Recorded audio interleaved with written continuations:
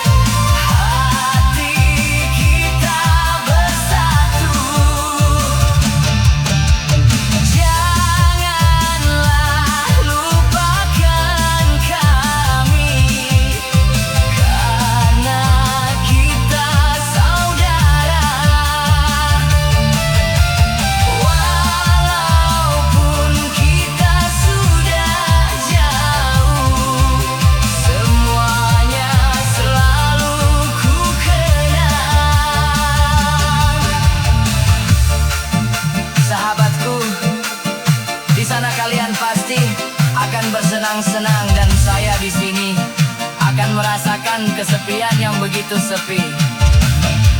Karena setiap malam kita sudah terbiasa berkumpul. Setiap malam kita sudah biasa merasakan susah dan senang.